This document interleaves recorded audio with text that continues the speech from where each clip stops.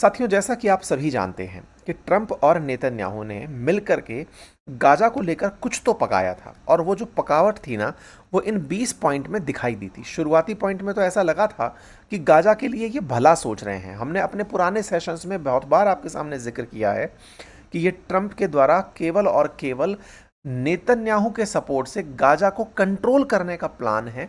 लेकिन वर्ल्ड के बहुत से नेताओं को ऐसा लगा कि गाजा के लिए ये लोग भला सोच रहे हैं। हमने अपने कई सेशंस में आपको ये बताया कि किस तरह से ट्रंप इस पूरे क्षेत्र को अपने कब्जे में लेना चाहते हैं। खैर, इस पूरी कहानी को हमने आपके सामने ब्रीफ भी किया कि कतर के ऊपर जो इजराइल का हमला हुआ, उस हमले के बाद में किस तरह से कतर को प्रॉमिस दिया गया ट्रंप के द्वारा कि भाई अगली बार तुम्हारे ऊपर कोई भी हमला होगा तो वो अमेरिका पर हमला माना जाएगा। बिल्कुल नाटो जैसा ट्रीटमेंट दे दिया गया। साथ ही साथ इजराइल से उसे माफ़ी भी बुलवा दी गई थी। ये सारी जानकारी मैंने आपको दी थी। मैंने बताया था कि कैसे कतर ने दुनिया के तमाम मुस्लिम वर्ल्ड के लीडर्स को इकट्ठा कर लिया और उनको साथ लेकर के वो ट्रंप के पास पहुंचा, और ऐसे में एक 20 पॉइंट का कार्यक्रम लेकर के बाहर आ गया। जब ये 20 पॉइंट का कार्यक्रम लेकर बाहर आया तो ऐसे में ट्रंप बाहर आए और इन्होंने कहा दुनिया वालों से कि दुनिया वालों, 3 से 4 दिन के अंदर हमास को मानना ही होगा। अगर वो शांति प्रस्ताव नहीं मानता है तो बहुत बुरा हो जाएगा। और इस पूरी कहानी में इन्होंने इनका भरपूर उपयोग किया पाकिस्तानियों का, ये कहने के लिए कि देखो पाकिस्तान भी इस प्लान को एग्री करता है। अब आप पूछेंगे पाकिस्तान की ट्रंप को ज़रूरत क्या हो गई? असल में देखो, मुस्लिम वर्ल्ड के जितने भी देश हैं उन पूरे देशों में से केवल और केवल एक ही देश है जिसके पास न्यूक्लियर पावर है, उसका नाम पाकिस्तान है। ऐसे में पाकिस्तान को हाल ही में जो सऊदी से इज्जत मिली, ऐसे में सऊदी की मिली इज्जत ने इसको अंतर्राष्ट्रीय रूप से रिकॉग्नाइज करा दिया। तो ट्रंप ने इनको साथ लेकर के, भाई सऊदी ने इस पर ट्रस्ट किया है तो देखो पाकिस्तान भी हमारे इस प्लान के साथ है, इसलिए इनको भी कोर्ट मार दिया। हालांकि आज सुबह ही अंकित इंस्पायर इंडिया पर मैंने एक सेशन किया जिसमें मैंने ये बताया कि किस तरह पाकिस्तान पलट गया, पाकिस्तान किस तरह से ट्रंप के दिए बयानों से पलटी मार गया। आप जरूर जाकर के इस सेशन को देख सकते हैं। डिटेल एनालिसिस है कि मैंने आपको बताया था कि पाकिस्तान पलटेगा, और वो पलटा और किस तरह पलटा वो मैंने आपको सारी जानकारी दी है। मैंने आपको बताया कि किस तरह से पाकिस्तान के विदेश मंत्री कहते हुए पाए गए कि भाई हमारे साथ में जो प्लान साझा किया था, असल में वो प्लान इन्होंने हमास के लिए मतलब रिलीज़ नहीं किया, इन्होंने हमारा प्लान बदल दिया। खैर, जो भी है, इस बीच में हमास के पॉलिटिकल ब्यूरो के मेंबर्स की तरफ से ये प्लान निकल कर आता है कि हाँ, हम इस पूरी चीज़ से पूरी तरह वास्ता रखते हैं और आने वाले समय में डिटेल में आपको जानकारी दे देंगे। ट्रंप महादेव बाहर आते हैं और इन्होंने अपनी तरफ से हमास के इस मैसेज को इस तरह से कोट किया। इन्होंने लिखा कि वो जल्दी ही एक लास्टिंग पीस के लिए प्रयास करेंगे और इजराइल इनको मारना पीटना बंद कर देगा। Must immediately stop bombing of Gaza.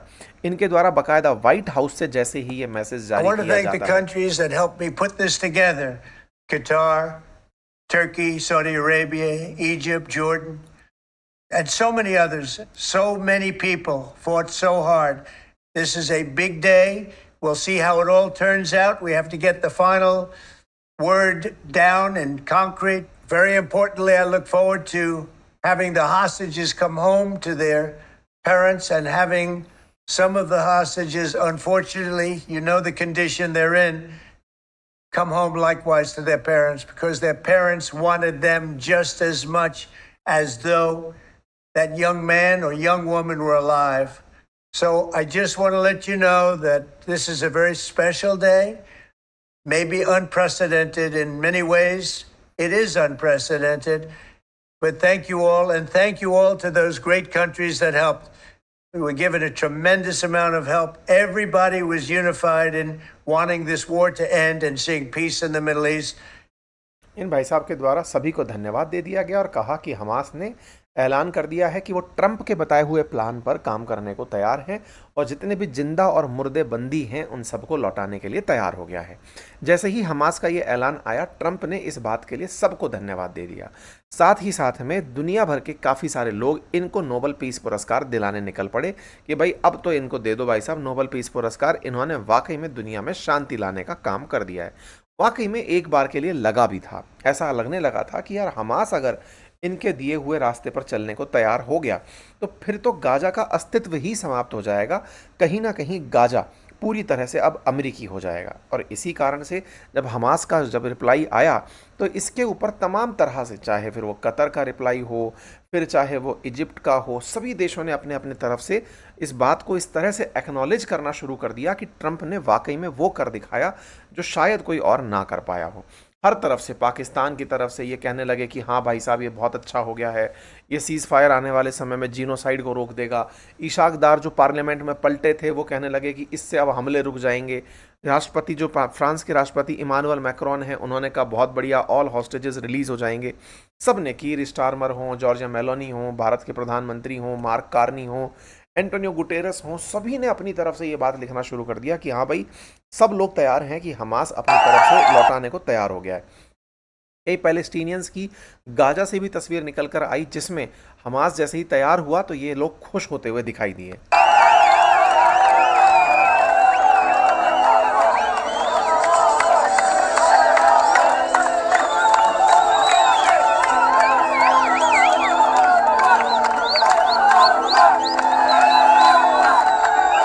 इसको इस तरीके से दिखाया गया कि देखिए हमास फाइनली तैयार हुआ है और हमास का तैयार होना दुनिया के लिए भी अपने आप में एक शांति का संदेश लेकर आ रहा है। लेकिन हमास इसे कुछ और तरह से लेता है, अब वो हम आपको आगे चलकर बताएंगे, क्योंकि कहीं ना कहीं पूरी दुनिया इस बात से जरूर सवालों के घेरे में थी कि यार ये कैसे पॉसिबल है कि हमास इनके 20 पॉइंट के कार्यक्रम को मानने के लिए तैयार हो गया।